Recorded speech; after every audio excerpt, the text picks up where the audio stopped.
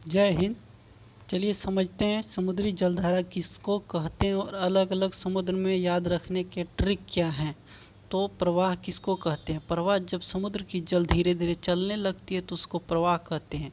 प्रवाह या ड्राफ्ट कहते हैं। जब यही इसकी स्पीड थोड़ी स्पीड हो जाती है तो उसको धारा या करंट कहते हैं।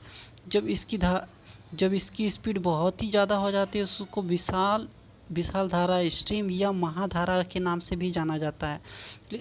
धारा को बेसिकली दो भागों में बांटा गया है, एक गर्म जलधारा और एक ठंडी जलधारा। यहाँ पर गर्म जलधारा होगा, यहाँ जल लिखा गया है, और ठंडी जलधारा।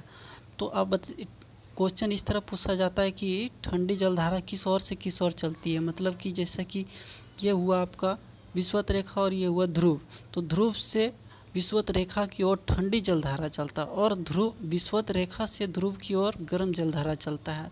तो और गर्म जलधारा और ठंडी जलधारा जहाँ मिलता है वहाँ पर बहुत ही घना कोहरा छा जाता है, जो कि एक प्रकार के शैवाल के लिए बहुत उपयोगी, और इस शैवाल को खाने के लिए मछली आते हैं। उस शैवाल का नाम है प्लैंकटन नामक शैवाल जाना जाता है, प्लैंकटन नामक शैवाल। धारा की उत्पत्ति का कारण क्या है, चलिए समझते हैं। धारा की उत्पत्ति का कारण क्या है?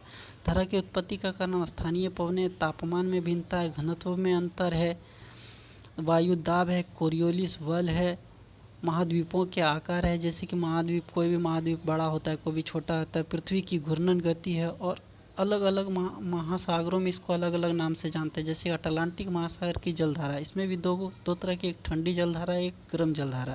हिंद महासागर की जलधाराएं पूछ देता है, गर्म जलधारा और ठंडी जलधारा, सबका अलग अलग ट्रिक से याद रखेंगे। हमारा प्रशांत महासागर की जलधारा और हिंद ठंडी जलधारा और गर्म जलधारा को याद रखते। तो इस वीडियो में देखिए अटलांटिक महासागर की ठंडी जलधारा को ट्रिक से याद रखेंगे। अगली वीडियो में उसके गर्म जलधारा के ट्रिक से याद रखेंगे। ठंडी जलधारा, इसका ट्रिक क्या है? फ्रॉक लेवे।